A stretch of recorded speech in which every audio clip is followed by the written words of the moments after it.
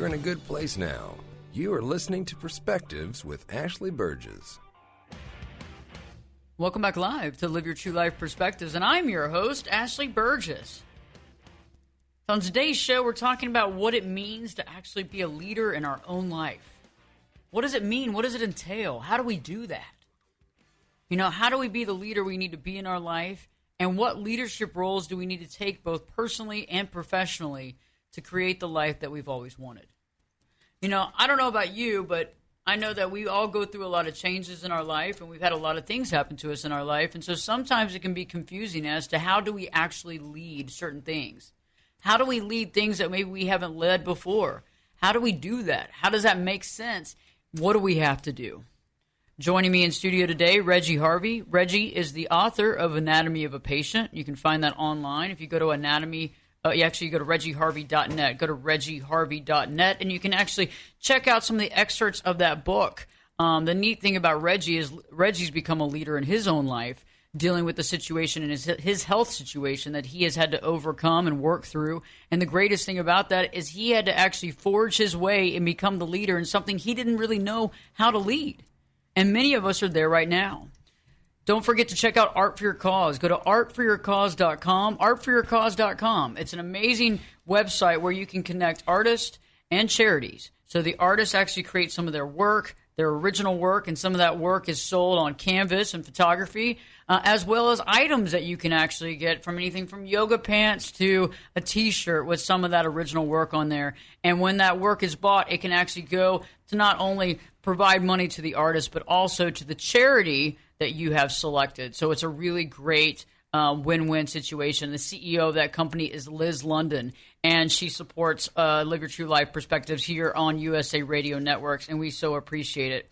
Also, don't miss out on check out the Connection app. Go to theconnectionapp.com. So many of us are trying to work on our relationships. We're trying to be a leader in our own relationship. We're trying to be a leader in our life. We're trying to lead our marriage. We're trying to do the right thing.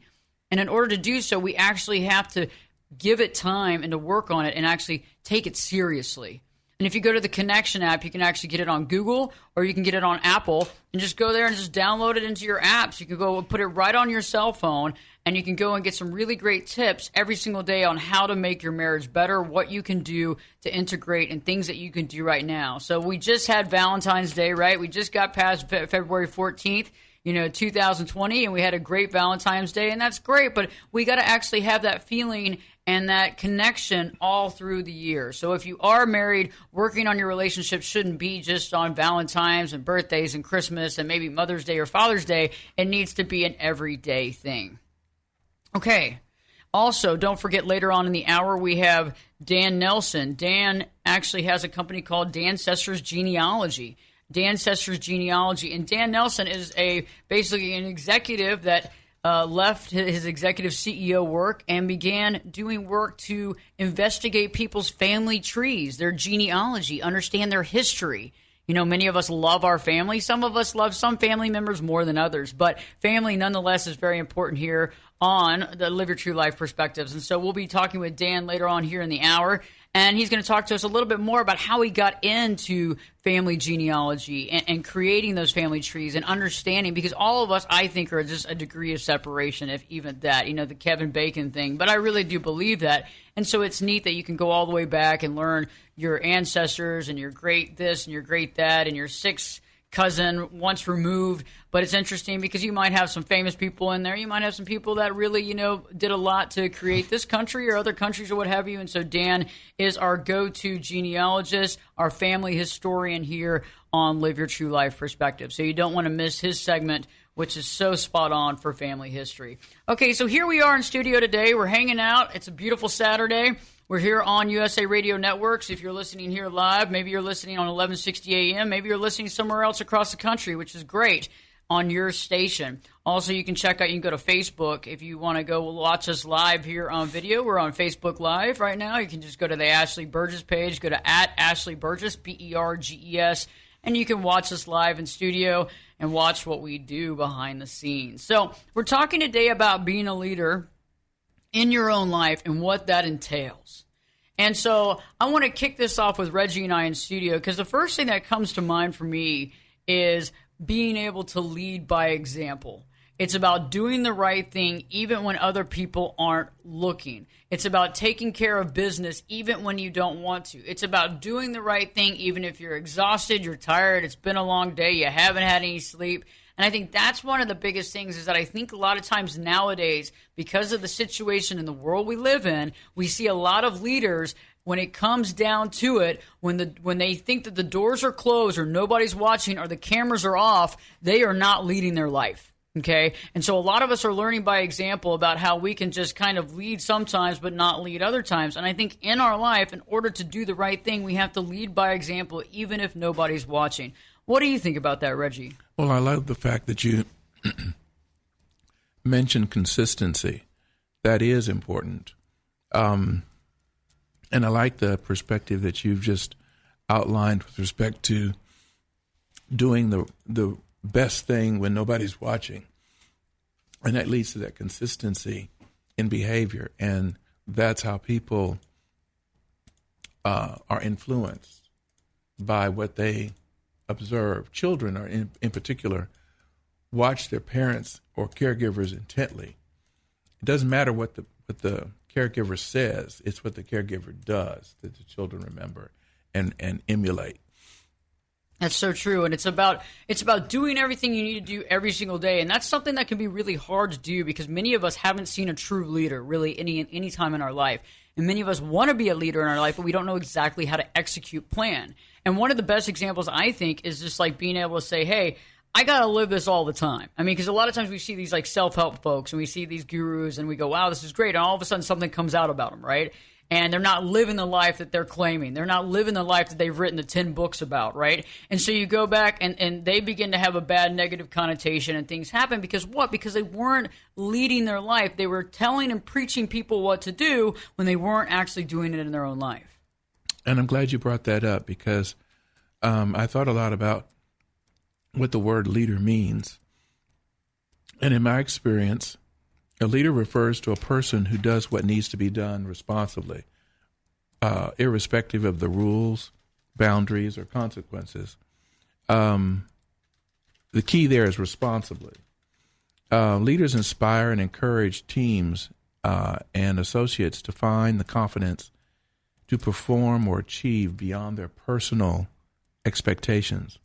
A leader has a definite understanding regarding where he or she is going and why it's important to get there. One old sage said, "You can't ask anybody to follow you if you don't know where you're going." That's so true. So how to become a leader in one's own life, I think that demands that at some point, each person has to become familiar and comfortable with their the true constructs or framework that defines their life. I mean by that values, character, and what honestly brings them joy. Not to pretend that they like something just so that somebody else will like them. But I get that. If there's something about that activity that you don't particularly like, it's not that it's a bad activity. Be honest about it. But you're right about the lead, and I love what you're saying about the leadership concept. Is it's like a lot of times we have people that are leading people down a primrose path. Now they're not really believing in that. That's where their revenue source is coming from, or that's what they think that they want people to believe in, and that's great. And there's probably a niche for that. Unfortunately, that niche is not a legitimate, honest niche. And I think being a leader, you have to do what's right, just right, and reasonable for all concerned. And if something's not just right and reasonable, if you're not being honest, I don't think that's just right and reasonable because I think honesty is at the basis of our truth, right? And when you don't practice that consistently, again, the people around you are confused as to who you are. That's when people begin to think you're wearing faces. So say, for instance, taking a cruise, something as simple as that. Now, I love to sail. I don't know why, but it's just something about the rhythm and the weight of the water, whatever. I just love it. I can't stand the idea of going on a cruise. I have canceled 3 cruises the day before I was supposed to get on a plane to fly to meet people to go because I can't stand the idea of getting trapped with 4,000 strangers and I can't get away from them. Well, think about that recent one with the coronavirus. Oh, exactly. I mean, think about that. You're sitting there waiting to get the coronavirus. And I keep thinking I'm going to get arrested because I'm going to be trying to steal the helicopter to get away, you know. Reggie, come back. Come back, Reggie. Reggie, come back. I'm now, standing on the helicopter platform there. pulling down one of the arms of the helicopter, like I'm in some sort of fantasy adventure movie. And for years, I mistakenly thought I hated cruises. What I figured out just probably in the last decade, what I don't like is being on these huge adventure theme park type environments. I need maybe just a few hundred people. I like a smaller. I like a smaller approach, right? And so it's not the cruise I hate. It's just it was the scale, and I had to come to terms with that, and I had to be honest with myself, rather than go spend the money and be miserable and make the people I was with miserable because I'm locked away in my cabin. But I was honest and just told people I really want to go, but I just can't see myself trapped with all these people. I would tell them so they understood it wasn't that I was afraid. I didn't like them or. Mm-hmm. You were honest with them. And they asked me and included me. I was appreciative. And so that experience has guided me in a lot of things. It's like, okay, I'm not saying that you can't try new things, but be honest with the person who's invited you, the thing that you're concerned about or the things that you don't really like, so that if, in fact, that is a small portion of the experience, they can tell you why it happens, when it's happening, so you can get through it, and not have a lot of anxiety. So, again, just being honest with them to let them make your experience as good as it can be. And if you just really don't want to go, you don't have to be nasty about it, but just, I don't want to go for this reason.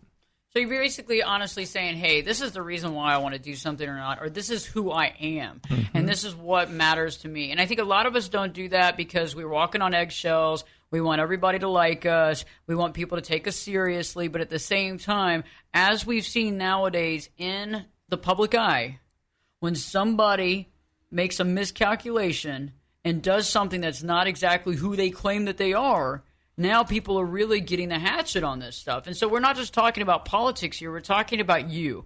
There's many of you out there listening right now who might be therapists, life coach. Maybe you're a CEO of a company. Maybe you're a teacher, maybe a writer, whatever. You're listening and you're watching this show, or you're listening to this show, and it's about you being straight up honest with who you are as an individual. But the biggest thing is this, is that I've realized that more often than not, it's not about lying to other people. It's about the lies we tell ourselves.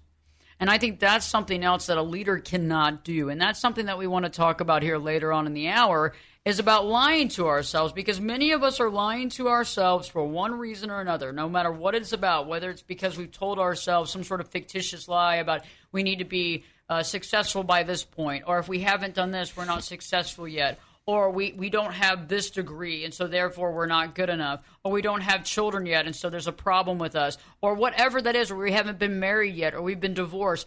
These things that we tell ourselves can be lies that can come back and haunt us, and those lies are not going to make us a leader in our own life. We got to own up to our stuff. Own up to our past, because what does your past do? Your past actually helped you to make you who you are today. So when we return, Reggie and I are in studio. Don't forget that Dan Nelson joins us later on in the hour. Check out artforyourcause.com. We'll be talking about leadership, how to be a leader by example, how to pick the right choices, how to be mindful, how to stay in your power, how to be just right and reasonable, and ultimately how to have fun in your life and still be the leader that you are here to be. It's going to be a fun show, so don't turn the channel. Don't turn it. Keep it here. Keep it here. Live your true life perspectives with your host, me, Ashley Burgess, will be back in. I'll be back this time? I'll be back this time in 2 shakes.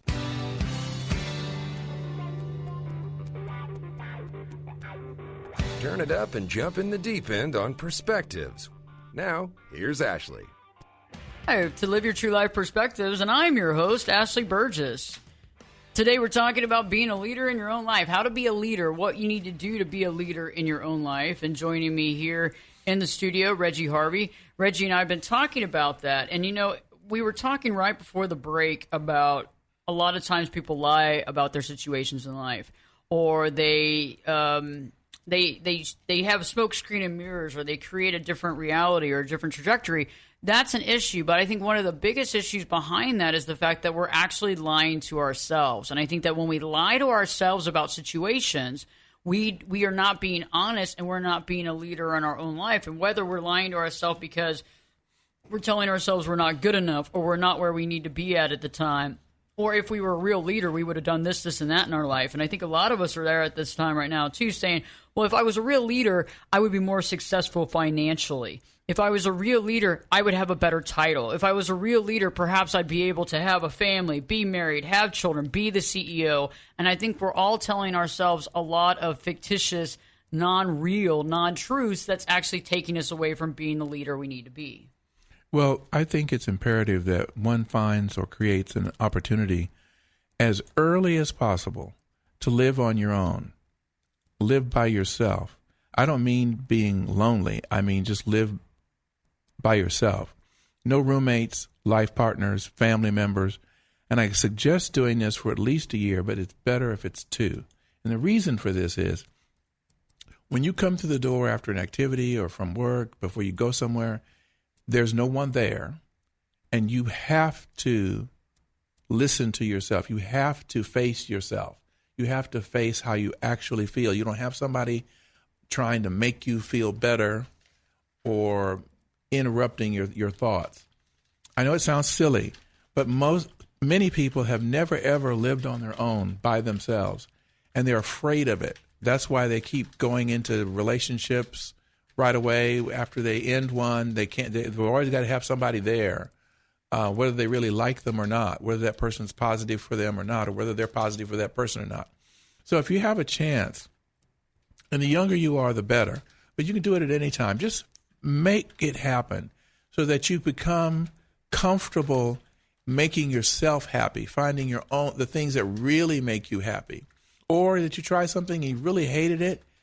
You don't have to, and maybe it's what you hate is a favorite activity for somebody else. Well, if they're not around, you don't have to worry about all that. You can just honestly figure out why you didn't like the experience, what about it, so that you can avoid it or adjust it or address it when you're faced with it again.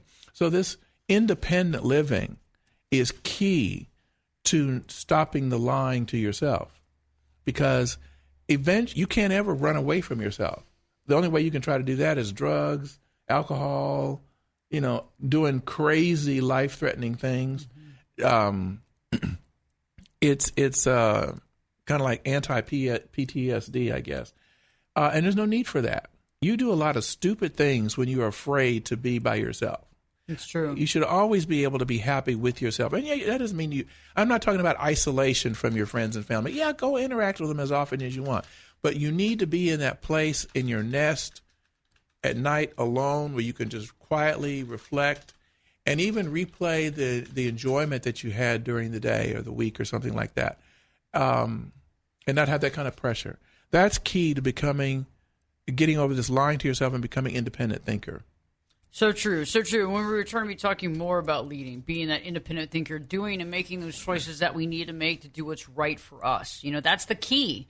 That's the thing, is that we don't really realize all that. And we're being told a bill of goods sometimes. We're being told what we're supposed to be. We're being told by society what we think we need to be. We're looking at our friends and making judgment calls on ourselves. We're basically unfulfilling our obligation as being a leader because we find something wrong with ourselves, when in reality we need to be finding the successful aspects of our life and working to better the things that we need to work on. So when we return, we'll be talking more about being a leader. And don't forget, Dan Nelson joins us here in the next segment, talking about ancestry, our family, and who we're connected to. So live your true life perspectives with your host, me, Ashley Burgess. We'll be back this time. I'll be back this time in 2 shakes.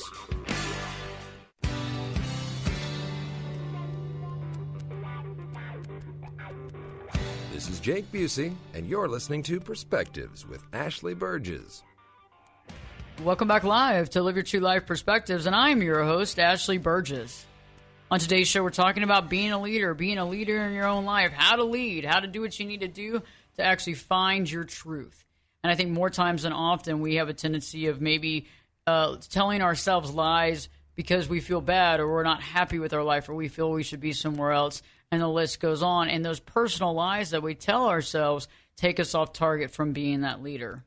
Now I want to talk a little bit about family, and then back, Reggie and I will be talking more about leadership. But, it's interesting to know who we're related to. It's interesting to know the people that we're connected to. And I think we're connected to everybody. I think it's a 1 degree of separation. I think that every one of us is Kevin Bacon, for God's sakes. But I'm in the Kevin Bacon game. I don't know if you haven't seen that. Go online, Google it, the Kevin Bacon game, because they said everybody has 1 degree of separation from Kevin Bacon, or 7 degrees or whatever. But I think we're all really connected. And so joining us, Dan Nelson. Dan Nelson is the creator and started Dancestors Genealogy. He's also our resident Live Your True Life genealogist.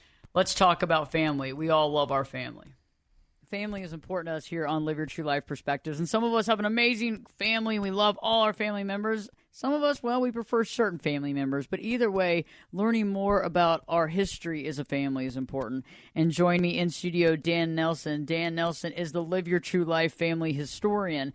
You know, Dan, we talked a few weeks ago about how you got started in genealogy and family history. But I know you were talking about it like a hobby, as a passion. But how did that become Dancestors Genealogy? How did you make that happen and put a big bow on it?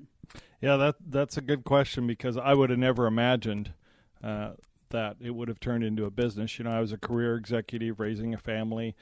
I had this passion, but, you know, could only give so much time to it.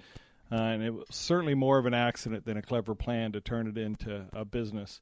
I belong to a business group called Vistage. It's the world's largest organization of peer mentoring CEOs, key executives, and in that group, they decided to do a fitness challenge, and so they decided that backpacking would be interesting. Most of these people were Texas born and raised, so they never really grew up backpacking here in the flatlands of Texas, so I took them all out to, me and another guy took them to Colorado, and then there's been basically an adventure every year that we've gone on. And so when you're out backpacking, you run out of things to talk about. So I throw out some of these family stories, and some people probably were bored and some people were entertained. But it was just, you know, and they had their stories too.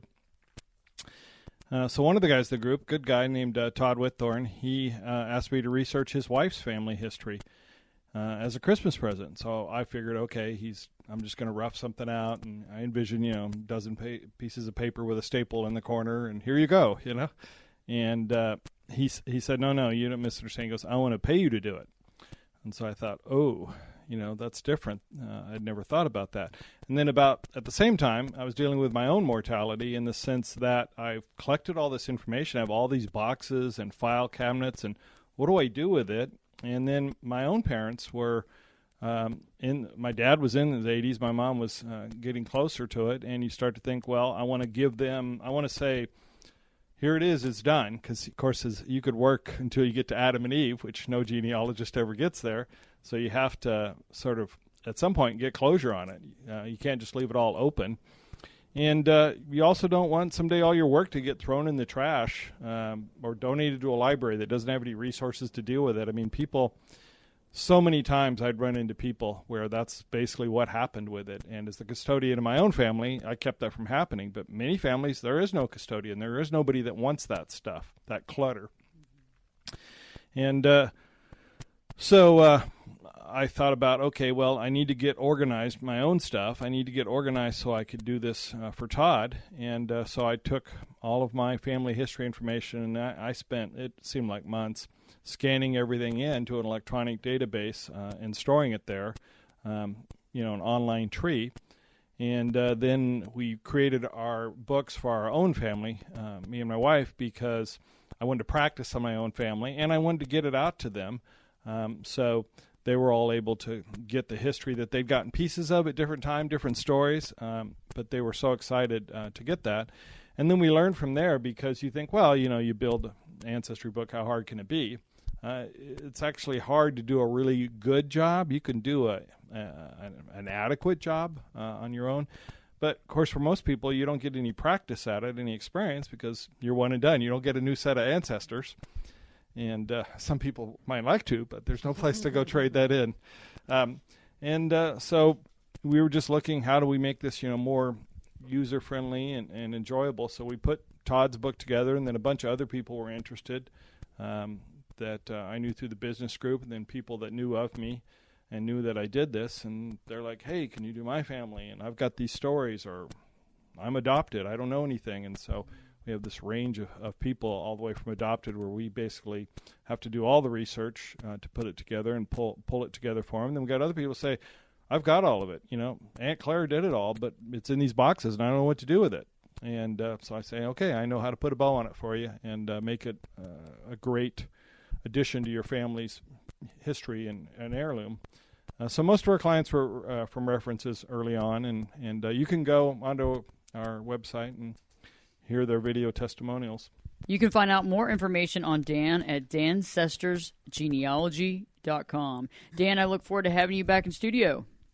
Thank you. I love listening to Dan. He's so awesome because he's talking about stuff that many of us are really interested in. We're interested in our family tree. We're interested in who we're connected to. We're interested in where that lineage is. And I think many of us, like I was kidding, but it's true. Many of us we have some family members that we really, really get along with, and they really, we make their life great. They make our life great. And we have some maybe we're not as connected to. But all in all, I think that when you start looking at genealogy, you realize we're not that different and we're all connected. And that's something that's really powerful. So Dan will be joining us more often here on the show. So it'll be great. And I look forward to learning because he's going to be telling us some really interesting, because I like to know about those interesting situations that take place, the interesting historical value. And we're going to be talking about some really fun stuff here in the next few weeks and throughout the year. So this is going to be great.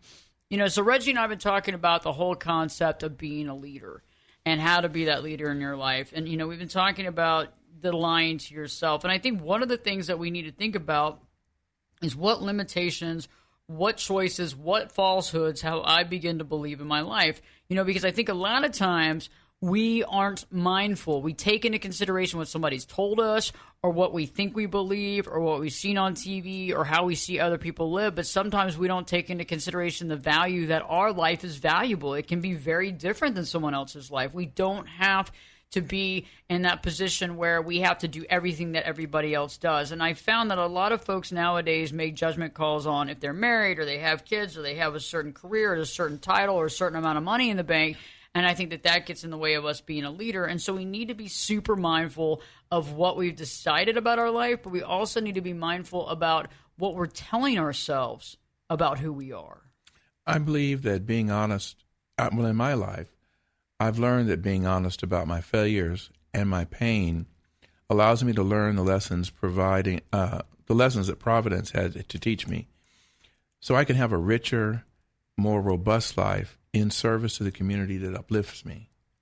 I've learned through my struggle of renal failure to aggressively accept my truth. And I'm grateful for the opportunities I've had, certainly more than my fair share upon reflection.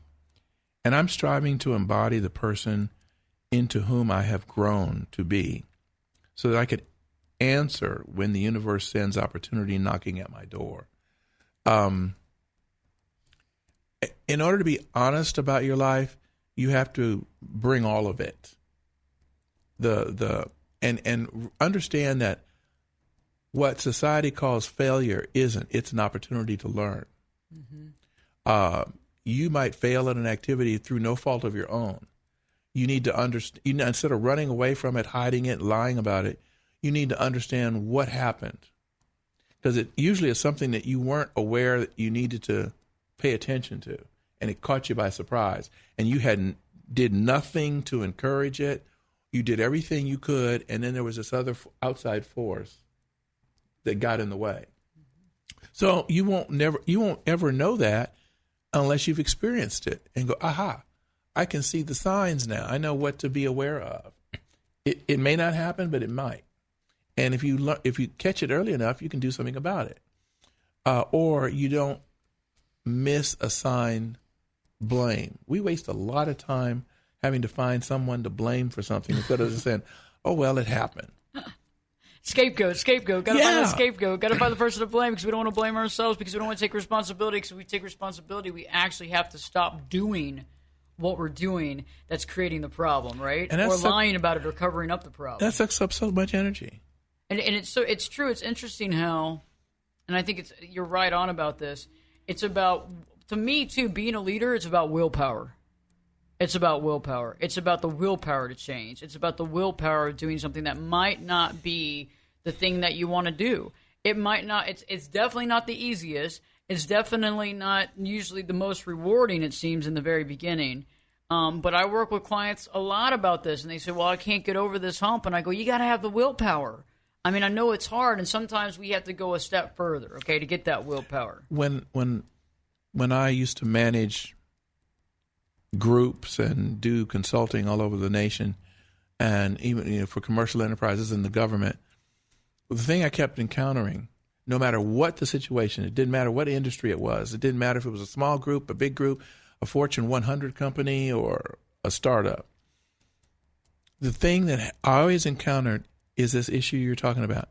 And sometimes I'd tell people, okay, the first step you need to do is stop. Just stop. And a third or a half of all your crises will go away because you're the one stoking the fire. Just stop. And it's frightening to people to realize that, oh my gosh, unconsciously, I keep stirring this same stuff up. And so doing less sometimes is the answer. And then give yourself a time to see how life goes when you aren't doing those things. And that's hard. And then you'll eventually find out, well, this is great. I have time to do some more things. Arnold talked about that a few weeks ago. Oh, yeah. In organization. He found that he had recouped time that he never thought he had in his day, just by rearranging priorities. That was the topic that day. So yeah, just stop as a first step. It doesn't cost any money.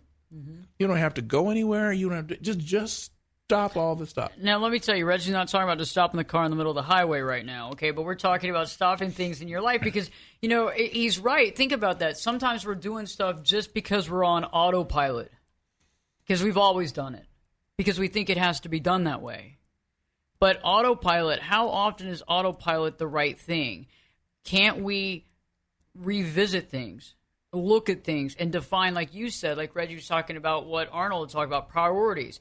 What are your priorities? And another thing that I want to bring up, too, is that when we're a leader in our life, we're not sugarcoating anything anymore.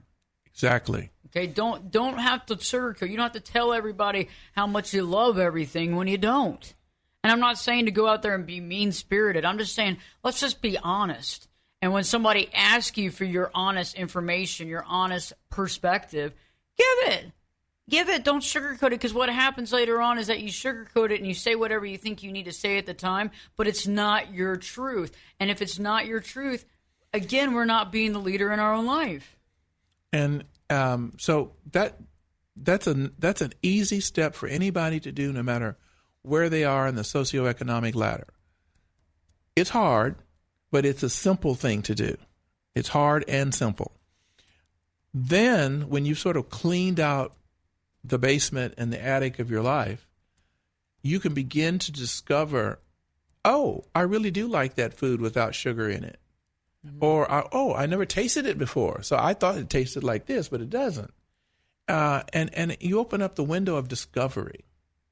You become open to opportunities that you couldn't see right in front of you because you were too busy trying to hold together this stage play.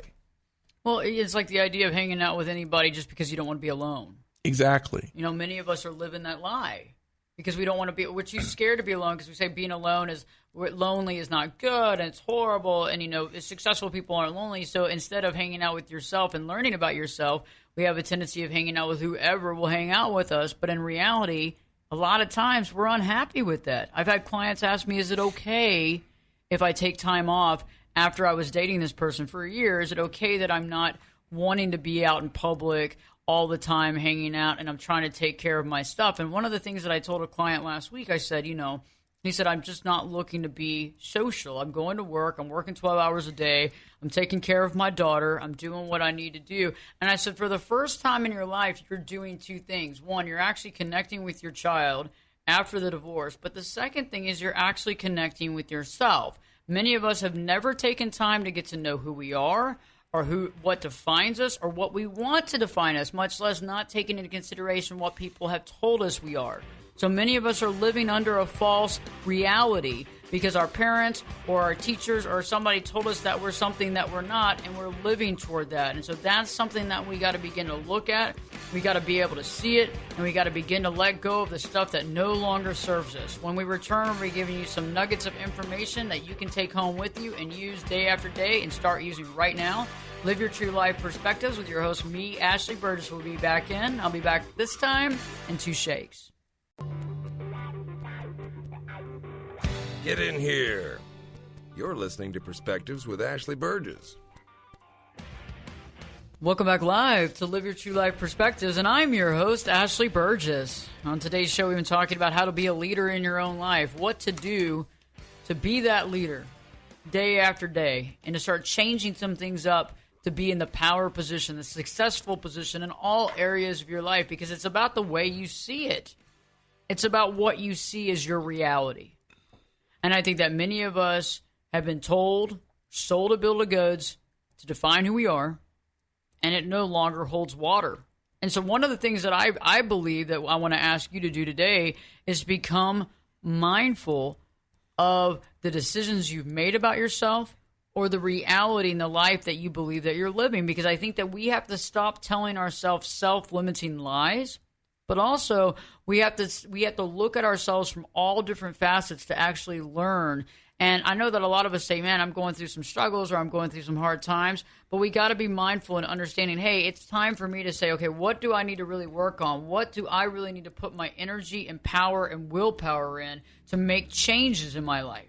What do I need to make changes to make myself happier, to make myself more joy-filled, to make my life more fun, more exciting, but also more successful? But one of the biggest things I want you to start asking yourself, what are some of those things that you tell yourself every day? Do those things hold water?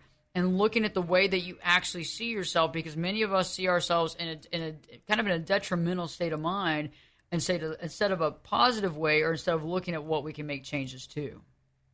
In the last segment, we were talking about one step to become a leader in your own life is to just stop doing all the things that sabotage your life. Mm-hmm. And the second thing is to stop lying to yourself about what you're doing and how you're living. When you finally get through the painful process of letting go, an amazing thing happens.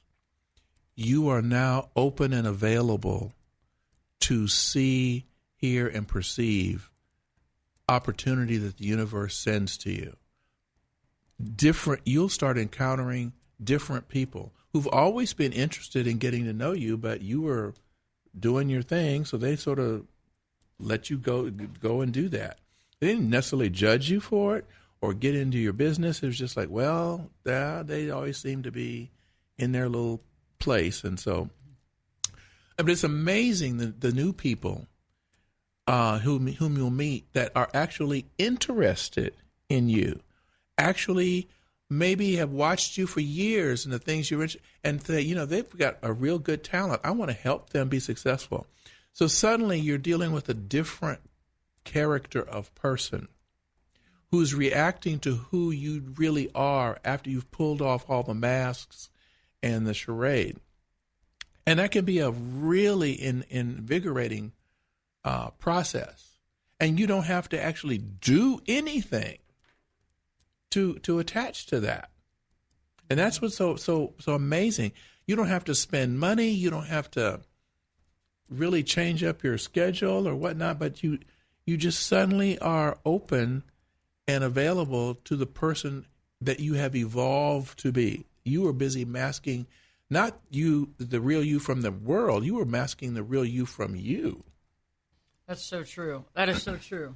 And see, I love that. Is that, think about that. Just stop and think about that for right now. And it's about really looking at you for who you are. And all of us have things that we want to make better. But it's actually committing to your honesty, committing to your truth.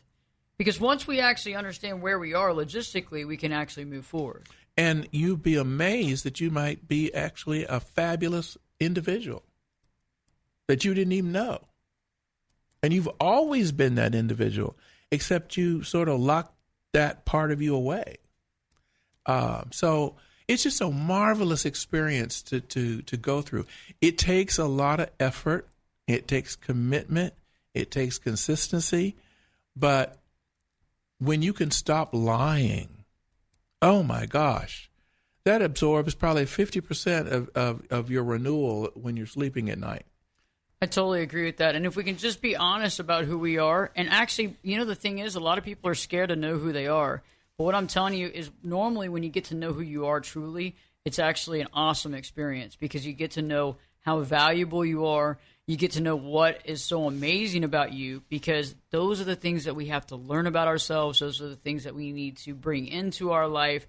And those are the things that can help us to figure out who we are, what we want to work on, what we want to put out there, but better yet, how to be truthful and honest in our day-to-day life.